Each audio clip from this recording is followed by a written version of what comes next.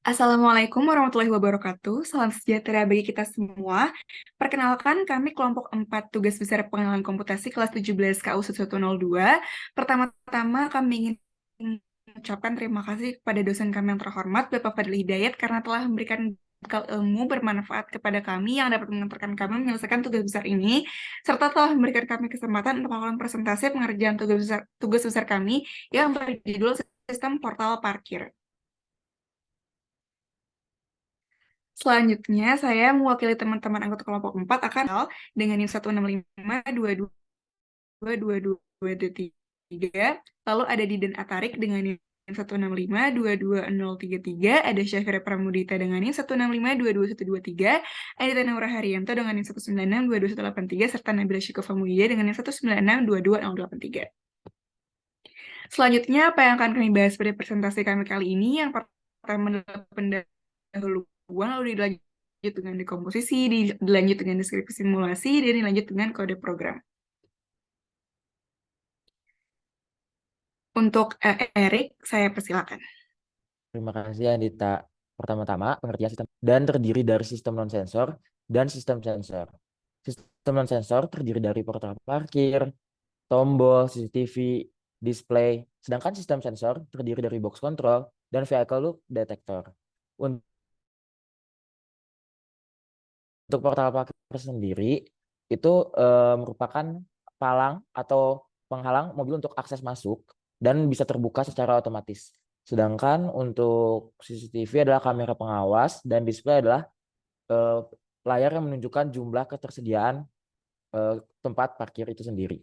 Sedangkan box control adalah kotak yang menyatukan antara tombol dan yang untuk keluar struk parkir. Sedangkan vehicle detector adalah sensor yang mendeteksi kendaraan untuk lewat dan akan membuka si barrier gate atau portal parkir itu tersendiri. Selanjutnya,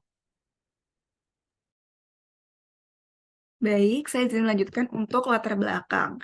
Mengapa kami memilih sistem portal parkir efisien ini sebagai tema pembahasan tugas besar? Singkatnya, pada era industri 4.0 ini, kami dituntut untuk mengikuti perkembangan zaman yang terus maju. Semua aspek kehidupan saat ini dituntut bersifat cepat, efektif, dan efisien, termasuk dalam aspek transportasi yang menjadi salah satu peran yang penting dalam kehidupan manusia.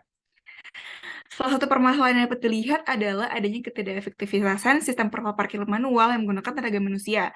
Bayangkan bila dalam satu waktu terdapat ribuan kendaraan ingin masuk menggunakan fasilitas parkir, ada risiko kesalahan input data, jenis kendaraan, waktu, dan lainnya, serta adanya risiko keterlambatan masuknya kendaraan sehingga akan menghambat segala aktivitas yang ada. Oleh karena itu, kami melihat adanya sistem parkir efektif serba otomatis ini sebagai solusi yang tepat untuk menyelesaikan permasalahan-permasalahan tersebut. Melihat hal itu, kami tertarik untuk mencari tahu dan menganalisis sistem parkir yang telah ada, serta mencoba membuat suatu program sebagai tugas besar kami, yaitu program sistem parkir otomatis. Selanjutnya, saya serahkan kepada Safira. Selanjutnya, saya akan menjelaskan mengenai dekomposisi dari program kami. Yang pertama ada pintu masuk. Di pintu masuk ini terbagi menjadi dua, yaitu sensor dan non-sensor. Di mana di sensor ini terdapat AVC atau Automatic Vehicle Classifier sebagai penggolongan kendaraan, seperti plat 1 sampai dengan 1999 sebagai kendaraan penumpang, plat 2000 sampai dengan 6999 kendaraan sepeda motor, dan seterusnya. Selanjutnya di sensor juga terdapat optical beam sensor, di mana sensor ini gunanya untuk mengidentifikasi adanya kendaraan dan identifikasi kendaraan masuk. Lalu selanjutnya ada non-sensor. Non-sensor ini terbagi menjadi tiga, yaitu portal parkir, tombol, dan display kapasitas parkir kendaraan yang tersisa. Di mana di tombol ini dibagi menjadi dua, yaitu tombol darurat dan tombol tiket atau tempel kartu. Di mana ketika user memencet tombol darurat, maka petugas akan datang, dan ketika memencet tombol tiket atau tempel kartu, maka akan mendata waktu kedatangan, mengeluarkan karcis, kapasitas parkir akan berkurang 1, dan CCTV memfoto kendaraan. Selanjutnya, palang akan terbuka. Dekomposisi yang kedua yaitu pada database sistem parkir, dibagi menjadi dua juga, ada data sistem parkir dan data parkir kendaraan. Di mana data sistem parkir ini terdapat harga standar per tipe kendaraan, ketersediaan slot parkir, dan data parkir kendaraan terdapat waktu datang, tipe pembayaran, plat nomor untuk mengidentifikasi tipe kendaraan. Lalu selanjutnya pada dekomposisi yang ketiga ada di pintu keluar, terbagi menjadi dua juga seperti pintu masuk yaitu sensor dan sensor, di mana di sensor ini terdapat automatic vehicle classifier sebagai identifikasi kendaraan dan optical beam sensor sebagai identifikasi adanya kendaraan. Di non sensor terbagi menjadi tiga yaitu komputer, tempel kartu, dan palang. Di komputer ini kita bisa mengidentifikasi waktu keluar, perhitungan harga parkir, dan melakukan transaksi. Di transaksi ini kita sediakan dua tipe pembayaran, yaitu menggunakan karcis dan menggunakan e-money, di mana jika user menggunakan karcis, maka akan memverifikasi karcis dan melakukan pembayaran tunai. Ketika menggunakan e-money, maka sama seperti menggunakan karcis, bedanya kalau misalkan saldo kurang itu ada opsi top up, lalu ketika berhasil akan print stroke. Selanjutnya, deskripsi simulasi. Saat pengguna mendekati portal, pengguna dapat melakukan 3 hal. Yang pertama, menu saat kendaraan datang. Saat kendaraan datang, jumlah ketersediaan tempat parkir dapat ditampilkan melalui display. Jika parkir tersedia, pengendara memiliki 3 pilihan, yaitu memencet tombol 1 untuk mengeluarkan tiket parkir, tombol 2 untuk meminta bantuan, dan opsi 3 yaitu menempelkan e-money.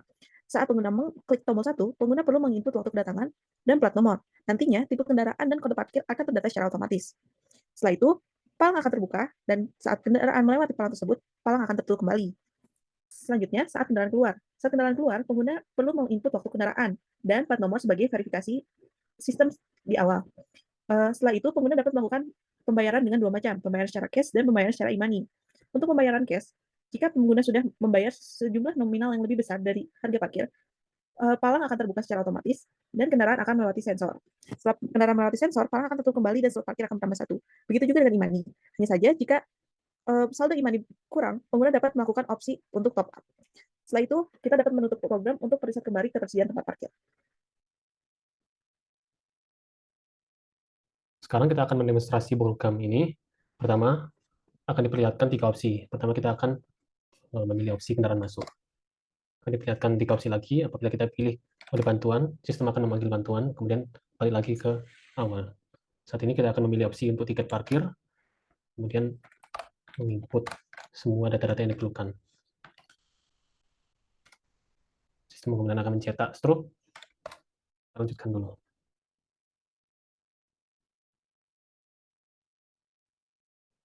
Sekarang kita akan masuk menggunakan transaksi e-money.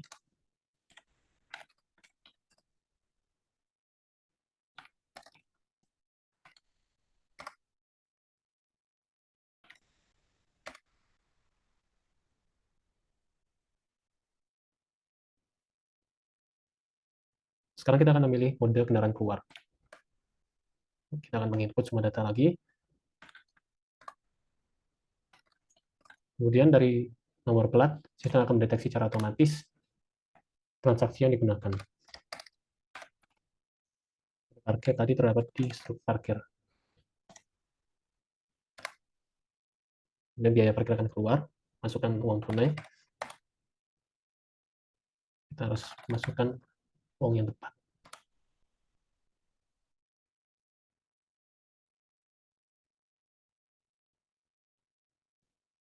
Sekarang kita akan keluar dengan menggunakan metode e-money.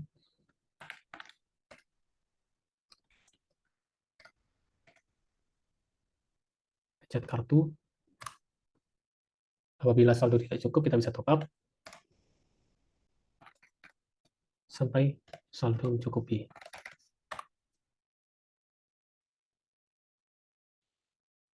Kemudian struk akan mencetak semuanya termasuk sisa saldo. Kita akan lanjutkan.